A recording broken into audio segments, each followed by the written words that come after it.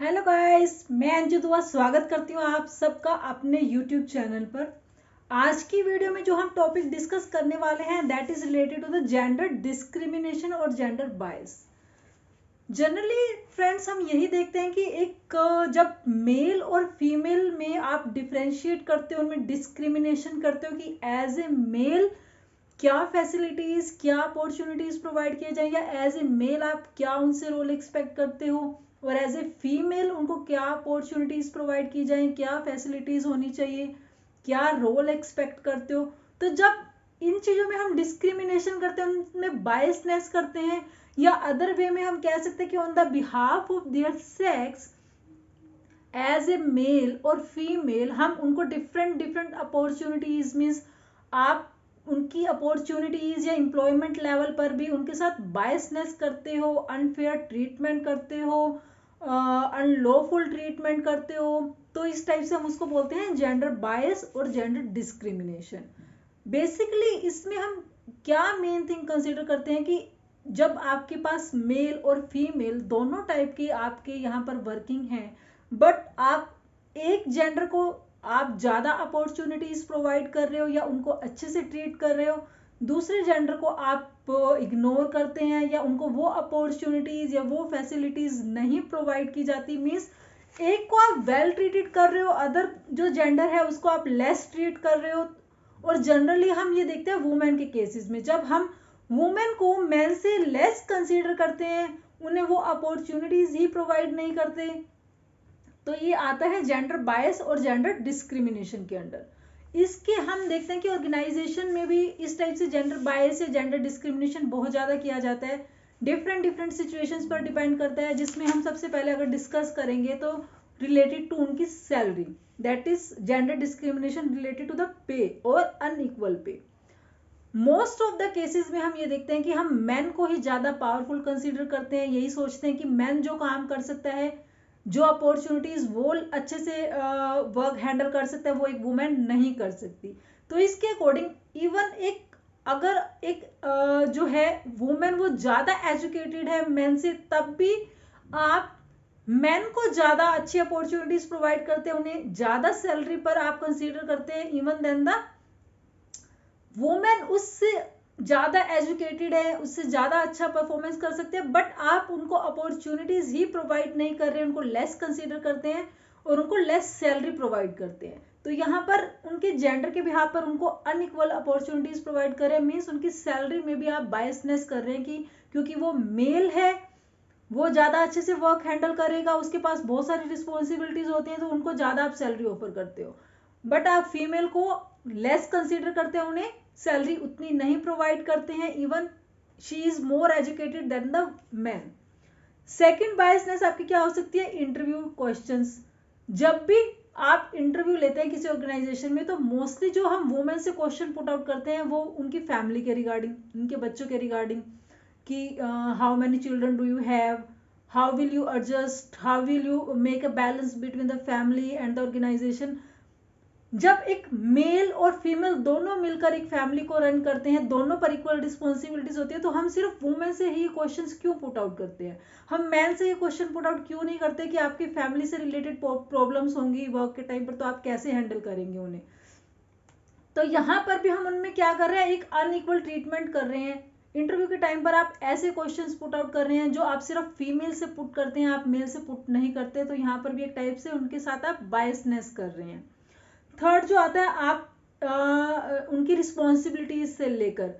कि हम मैन को जो रिस्पॉन्सिबिलिटीज प्रोवाइड करते हैं, हम सोचते हैं कि वुमेन वो रिस्पॉन्सिबिलिटीज को अच्छे से हैंडल नहीं कर पाएंगी, उन रिस्पॉन्सिबिलिटीज के लिए वो ज़्यादा लाइबिलिटीज या ज़्यादा अपने आप को लाइबल नहीं कर पाएंगी, उनको अच्छे से रिस्पॉन्स नहीं दे पाएंगी, उन रिस्पॉन्सिबिलिटीज के अकॉर्डिंग हैंडल नहीं कर पाएंगी। ऐसा हम ज़्यादातर ऑर्गेनाइजेशंस थिंक करते हैं कि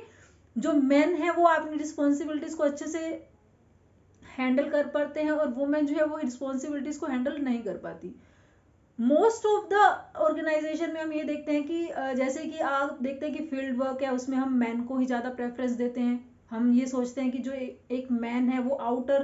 ऑफ द बिजनेस जाके और या फिर फील्ड वर्क में जाके अच्छे से रिस्पॉन्सिबिलिटी ले पाएगा, उनको अच्छे से हैंडल कर पाएगा, बट एक वुमेन नहीं कर पाएगी। उनकी डिफरेंस करते हैं रिस्पॉन्सिबिलिटीज के अंदर, तो यहाँ भी एक टाइप से उनमें हम क्या कर रहे हैं, एक बायसनेस क्रिएट कर रहे हैं। फिर बात आती है rest rooms. Most of the time हम ऑर्गेनाइजेशंस में क्या देखते हैं कि हम मेल के एक ही रेस्ट रूम हम कंसीडर करते हैं जिसमें हम मेल के लिए मोस्ट प्रेफरेंस देते हैं। कि समटाइम्स क्या होता है कि ऑर्गेनाइजेशंस में अगर फीमेल एम्प्लॉयज कम है,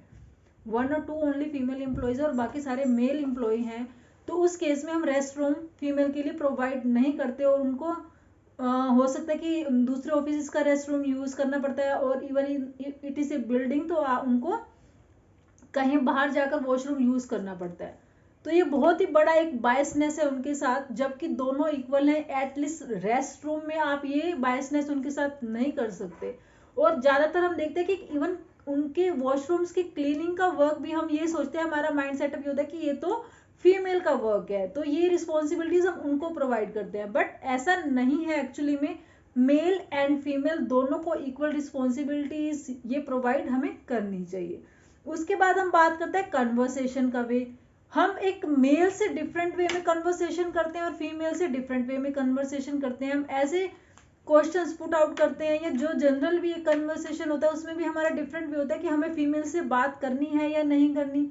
मेल से हम हर चीज शेयर करते हैं, फीमेल से हम शेयर नहीं करते, तो वो भी आप उनके जेंडर के बिहाफ पर उनके साथ एक अनफेयर ट्रीटमेंट कर रहे हैं। उसके बाद बात करते हैं हम क्लास सीलिंग्स। मीन्स जो एक सक्सेस होने के लिए, जो एक सक्सेसफुल होने के लिए जो एक सक्सेस लीडर होती है ऑर्गेनाइजेशन के अंदर, कि कैसे स्टेप बाय स्टेप आप उन्हें अपॉर्चुनिटीज प्रोवाइड करते हैं फॉर सक्सेस के लिए, कैसे एक जूनियर लेवल से सीनियर लेवल तक जाने के लिए उन्हें क्या क्या लेवल क्रॉस करने पड़ते हैं, वहां पर भी हम मेल को ज्यादा अपॉर्चुनिटीज प्रोवाइड करते हैं रेदर देन फीमेल। हम ये सोचते हैं कि एक मेल जल्दी से ग्रो कर सकता है, वो सारी रिस्पॉन्सिबिलिटीज को अच्छे से हैंडल कर पाता है, वो हर एक सिचुएशन को अच्छे से हैंडल कर लेगा, तो हम यहाँ पर भी मेल को ज्यादा प्रेफरेंस देते हैं। हम ये सोचते हैं कि मेल तो लेट नाइट तक रुक के भी काम कर लेगा, बट एक फीमेल नहीं कर सकती। बहुत सारे ऐसे रीजंस हैं जिनकी वजह से हम इनमें जेंडर बायसनेस करते हैं, अनलॉफुल ट्रीटमेंट करते हैं, अनइक्वल ट्रीटमेंट करते हैं, उनमें डिस्क्रिमिनेशन करते हैं, उनको इक्वल अपॉर्चुनिटीज प्रोवाइड नहीं करते। उसके बाद बात करते हैं हम पोजीशंस की। आपने देखा होगा कि जनरली जहां पर भी आप जाते हैं, कहीं किसी बिल्डिंग में या कहीं ऑर्गेनाइजेशन में, रेजिडेंशियल बिल्डिंग में भी आप देखते हैं कि सिक्योरिटी गार्ड की पोस्ट पर हम एक मेल को हायर करते हैं, हम फीमेल को हायर नहीं करते, क्योंकि हमारा माइंड सेटअप ये होता है कि मेल इज ए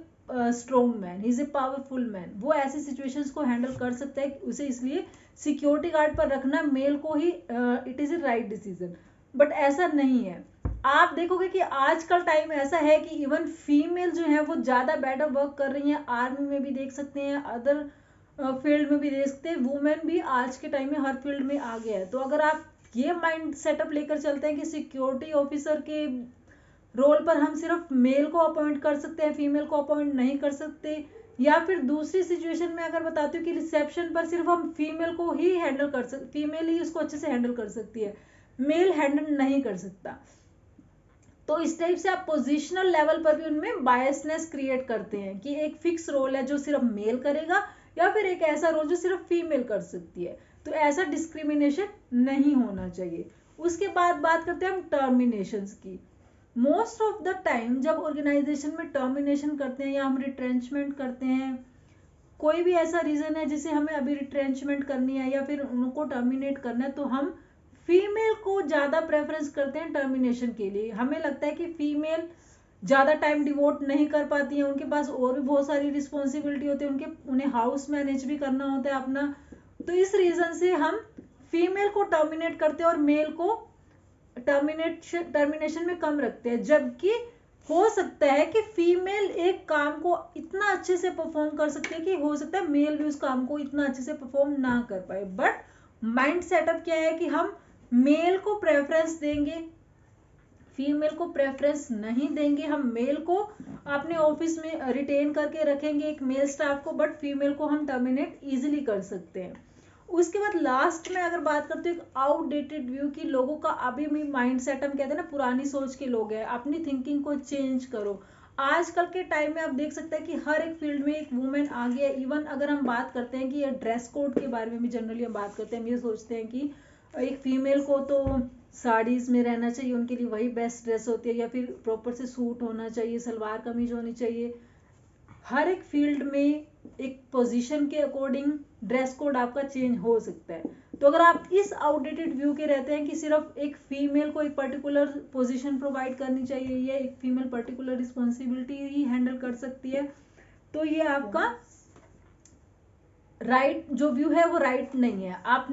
अगर आप थिंकिंग को चेंज करेंगे मॉडर्न टाइम के अकॉर्डिंग, अगर आप एक अपनी थिंकिंग को रखेंगे, तो आप इन सिचुएशंस को अच्छे से हैंडल कर पाएंगे, और अपनी न्यू थिंकिंग के अकॉर्डिंग जो जेंडर डिस्क्रिमिनेशन है, ये जेंडर बायसनेस है, उसे आप कम कर पाएंगे। तो आज की वीडियो में हम यही टॉपिक डिस्कस करेंगे। मिलते हैं नेक्स्ट वीडियो में अपने नेक्स्ट टॉपिक के साथ। तब तक टेक केयर, बाय बाय। और आपको कोई भी और टॉपिक पर अपनी वीडियो, इस बीएड की वीडियो पर आपको कोई टॉपिक पर कोई और वीडियो चाहिए, तो वहां पर आप कमेंट बॉक्स में डाल सकते हैं। अगर आपको ये वीडियो अच्छी लगी हो तो इसे अपने फ्रेंड्स के साथ शेयर कीजिए, मेरे चैनल को सब्सक्राइब कीजिए। तब तक टेक केयर, बाय बाय।